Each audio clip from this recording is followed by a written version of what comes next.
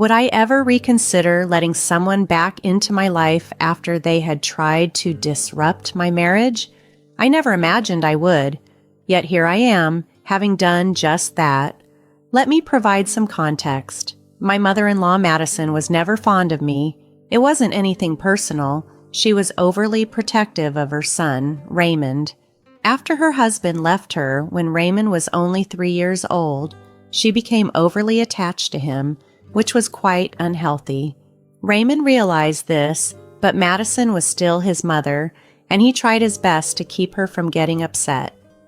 Before I came along, Madison had successfully chased away every woman Raymond dated. She resorted to extreme measures to keep them away. She even tried numerous tactics to drive me away, but I was determined not to let her scare me off. I loved Raymond deeply, and Raymond always stood up for me. When we got engaged, Madison visited me and pleaded with me to call off the wedding. She claimed she couldn't lose her only son and had no one else but him. I couldn't understand her perspective. I told her, Raymond loves me and wants to be with me, but he loves you too and will always care for you. Why are you trying to ruin his happiness? He will always cherish you, but I won't let you dominate his life. He is your son, but he doesn't belong only to you. She threatened to ruin me if I didn't cancel the wedding and leave Raymond, but I stood my ground. In retaliation, Madison went as far as canceling my entire wedding by impersonating me and even tried to have me fired from my job. That was when Raymond saw the full extent of her actions and chose to cut off contact with her. We had a small, intimate wedding instead and enjoyed 6 years apiece without Madison interfering in our lives. During this time, we welcomed our wonderful son, Arthur, and although we were happy, I could see that Raymond felt a void from his mother's absence. His resolve was beginning to waver.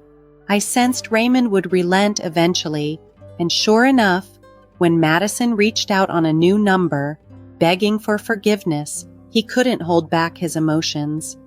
"Please, Denise, let's give my mom another chance," he pleaded. "She's all alone, and I want Arthur to have a relationship with his grandma." I understood his feelings. After all, Arthur's other grandmother, my mother, had passed away, and I too wanted him to experience having a grandma. However, the trust between Madison and me had been shattered, and I was hesitant to let her back into our lives. "Raymond, she seems genuinely remorseful," I admitted, though my doubts lingered. "Let's meet her without Arthur around first and see how it goes. We can take it slow and see if she has truly changed." So we met with Madison, who offered what appeared to be sincere apologies. After much deliberation, we cautiously resumed contact, starting with supervised visits with Arthur. Madison was never allowed to take him out alone. Raymond and I wanted to be present at all times. She never complained and even maintained a civil demeanor around me, but deep down, my instincts were on high alert. I could tell she still harbored resentment towards me, despite her efforts to hide it. However, seeing Raymond happy to have his mother back and watching Arthur develop a bond with Madison, I tried to put my fears aside. Everything went smoothly for a while. Madison adhered to our rules, and everyone seemed content with the arrangement. That was until Madison expressed a desire to spend a day alone with Arthur, claiming she needed this to strengthen their bond and that she had earned it after 3 years of following our guidelines. Raymond, eager to support his mother, agreed and dropped Arthur off at her house. When I went to pick him up later, my heart sank. Madison and Arthur were not there. Trying not to panic, I reminded myself they might have just stepped out to the park or a nearby restaurant. Holding on to that hope, I repeatedly called Madison, but she didn't answer. As my worry escalated, I struggled to remain composed, fearing the worst yet hoping for a simple explanation. My anxiety skyrocketed as I faced an unsettling scenario that I was wholly unprepared for.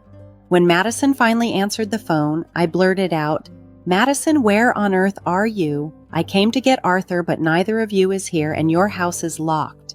Her reply was oddly cheerful. "It's a nice surprise, isn't it, Denise?" Confused and increasingly alarmed, I pressed on. "I don't understand, Madison. I need to know where you are and where my son is. Can you please tell me?" "Wouldn't you like to know?" she taunted. "What if I'm not in the mood to tell you?" I was growing incredibly frustrated with Madison's evasive and playful attitude. I pride myself on being direct and forthright, always getting straight to the point. I don't appreciate evasiveness or unnecessary drama, so Madison's games were particularly aggravating. Her tone was too cheerful, too mischievous. It set off alarm bells in my head. "Madison, I'm not in the mood for games right now," I responded with a hint of irritation. "It's late, Arthur needs his dinner, and he has school tomorrow. Please, just tell me where you both are." "No can do, Denise," she continued to dodge. "I don't feel like sharing our location right now. But don't worry, we're having a lot of fun." This evasion was infuriating. "This is serious, Madison. I need my son back immediately. If you're not going to tell me where you are, you need to bring him home now. I'm not joking around." "And neither am I, Denise. Do you want your son back?" "Well, guess what, my dear daughter-in-law? You won't be getting him back ever again," she declared chillingly. That was the moment when I felt a wave of dread wash over me. Something was wrong. My instincts had been right. Madison's words were not only harsh, but had a threatening undertone that made my blood run cold. Millions of terrifying thoughts raced through my mind. I was scared Madison might do something drastic. I wished I had trusted my gut feelings earlier. As fear took hold, I began to tremble slightly, but I forced myself to remain composed, despite the menace in Madison's voice and the dire implications of her statement. Knowing that panicking wouldn't help, I took a practical step by starting to record the call, guided by the urgent whispers of my instincts. "Madison, what are you talking about? This isn't funny. Bring my son back. I'm serious," I insisted firmly. "I'm not joking, Denise. I've already told you, you're not getting your son back." "Oh, how I wish I could see your face right now," Madison taunted. "Please, Madison, don't do this. You're scaring me, and this isn't okay. I just need Arthur back. Tell me where you are, and I'll come get him," I pleaded. To my dismay, Madison burst into laughter at my pleas. It was a chilling sound, and her laughter only heightened my panic. Over the phone, her demeanor seemed increasingly unhinged. Fear gripped me, and I briefly considered driving around town in search of them, but part of me still hoped this was just a cruel joke or some kind of spiteful game. Madison's next words confirmed my worst fears. "Oh, are you scared, my dear daughter-in-law? Does it make you sad not being able to see your son because of me? How does it feel to have someone take away your son? Why are you saying these things, Madison? What do you mean?" I asked, my voice shaking with terror. "This is how I felt when you took my son from me. It doesn't feel good to be the victim, does it, Denise?" Madison's voice was filled with malice. "Madison, you're acting insane. You don't know what you're doing. Please drop this madness. You told me to stop seeing your son, to leave, to cancel our wedding, but I didn't, and you made him cut ties with you. Do you really think I'd let that go?" she ranted. It was clear then that Madison was acting purely out of spite. Her hatred for me had driven her to lose any semblance of rationality. Listening to her speak was one of the most nerve-wracking experiences I had ever endured. The more she spoke, the more I began to tremble, overwhelmed by a deep, paralyzing fear. As I paced back and forth on Madison's driveway, my mind raced with uncertainty. I continued my conversation with her, my voice firm despite the panic setting in. "Madison, what you're doing and saying is completely absurd. Raymond's choosing to go with no contact was his decision, not just mine. He loves me, and I love him. If you had accepted our relationship, you could have still been a part of our lives." "Oh, stop your nonsense, Denise. My son doesn't need you. We were perfectly happy before you came along and disrupted everything. Madison retorted sharply. Madison, you're being delusional. You can't expect Raymond to remain single forever. It's natural for things to change. We are happy and you need to accept that, I replied, trying to reason with her.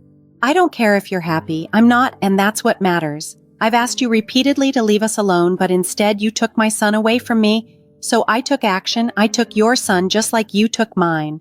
Hearing her words, I was dumbstruck by how deranged my mother-in-law sounded. She had harbored resentment for over a decade, waiting for an opportunity to enact her revenge. The possibility of her harming my son brought tears to my eyes. Trembling, I switched the phone to loudspeaker and quickly messaged my husband, detailing the situation.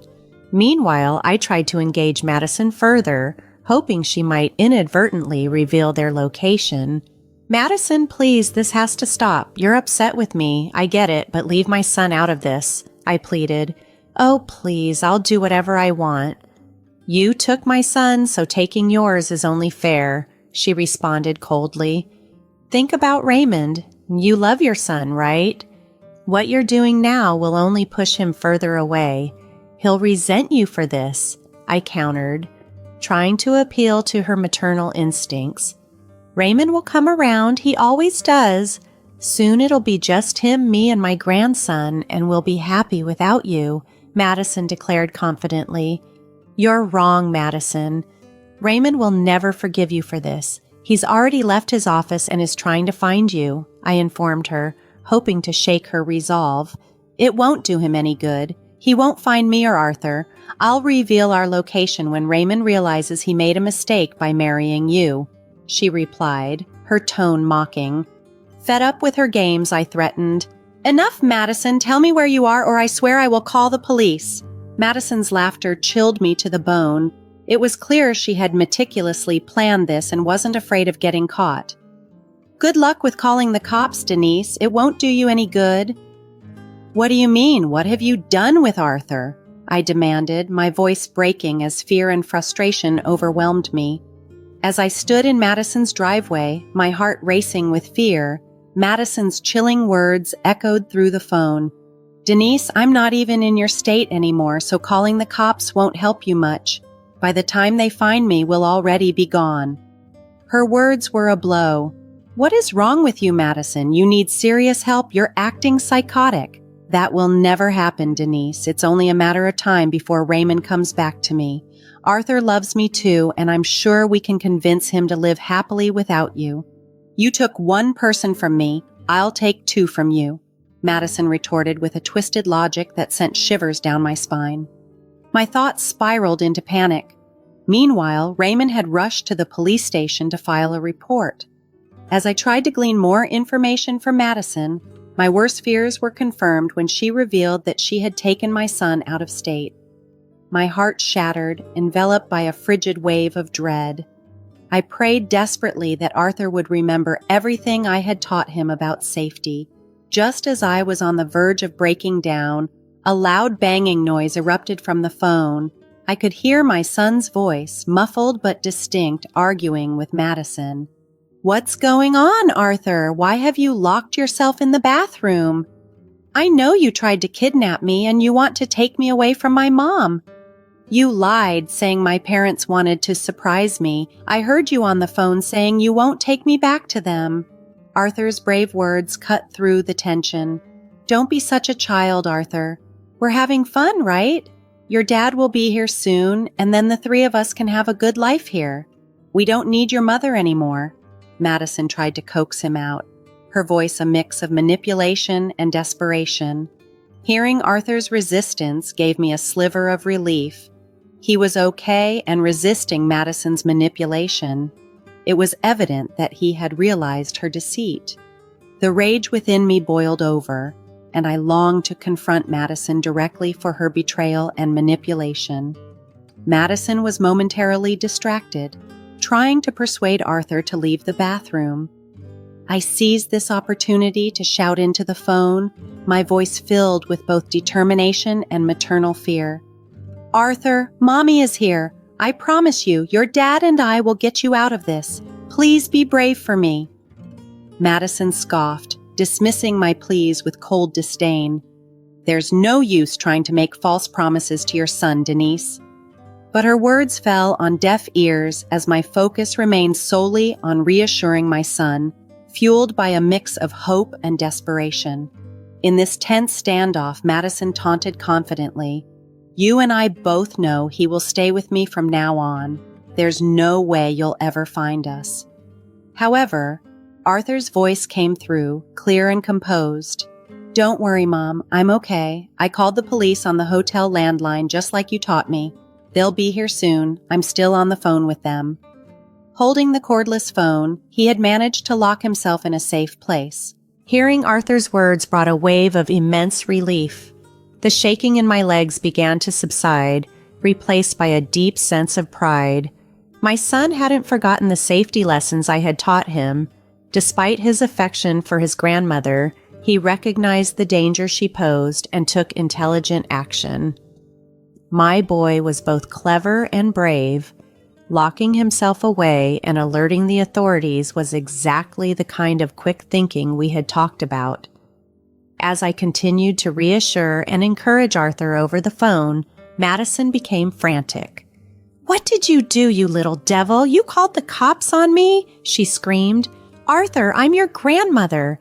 Do you think I didn't teach my son anything? He knows exactly what to do when someone is unsafe. He's not stupid, unlike you, Madison." "Your game is up," I countered sharply. "I can still take him away, Denise. He's still with me and you don't even know where we are," Madison blustered, still trying to maintain control. Unfazed, Arthur interjected, "There's no use trying to call the cops. Well, the 911 operator is saying they're already at the hotel and you can't get me out before they come. I won't come out. Mom, we're in Salt Lake City, Utah. Come and get me." My mind reeled at the revelation that Madison had spirited my son 3 states away, ensuring it would be difficult for us to reach him quickly. Without Arthur's bravery in disclosing their location, we might have remained in the dark. Madison continued to mutter displeased and resentful comments, now directed at both Arthur and me. "It was a mistake bringing you here, Arthur. You are a wicked child, just like your mother." Despite her harsh words, I was galvanized by the knowledge that help was close at hand, and my son had done everything within his power to ensure his rescue. The audacity of Madison's actions left me seething, but the focus remained steadfast on reuniting with Arthur and ensuring his safety. After the chilling revelations from Madison, I should have immediately gone after my son, but that alone wouldn't have resolved the situation. Madison, defiant and delusional, still believed she could manipulate her way out of anything. "Your son wouldn't support your insane actions, Madison. He's at the police station reporting you right now," I told her firmly. "No, he wouldn't do that to me. Raymond wouldn't do that to his mother," Madison responded, disbelief in her voice. "Why don't you ask him then?" "I'm already at the police station," I replied, knowing full well that Raymond was taking active steps against her.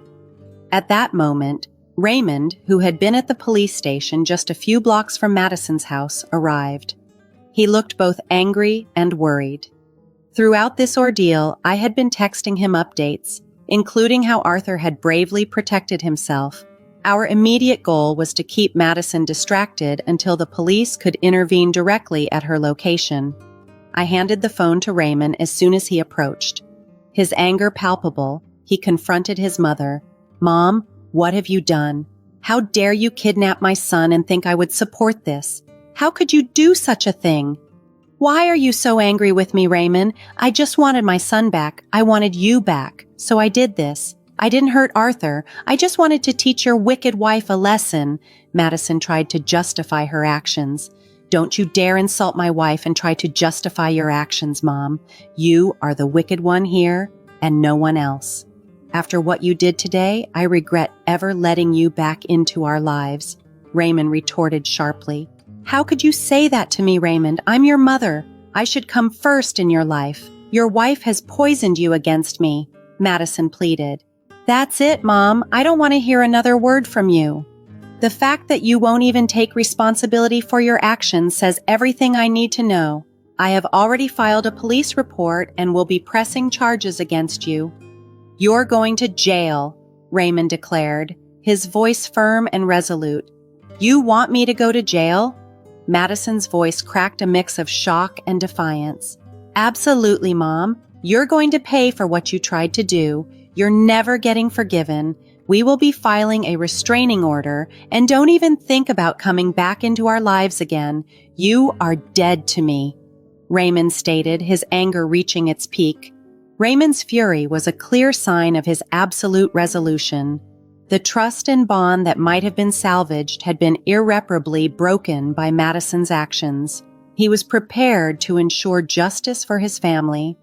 Undeterred by any lingering familial ties to his mother, Raymond was resolute, his determination as clear as day.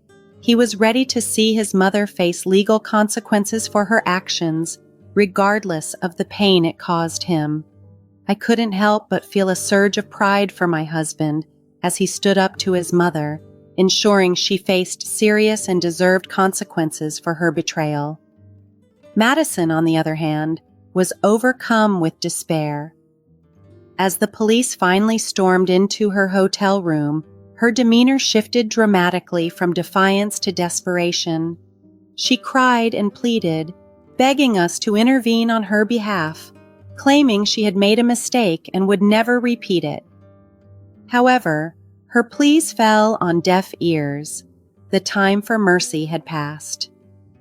Raymond and I shared a tearful embrace, our emotions overflowing as we listened to the police arrest Madison and ensure our son's safety.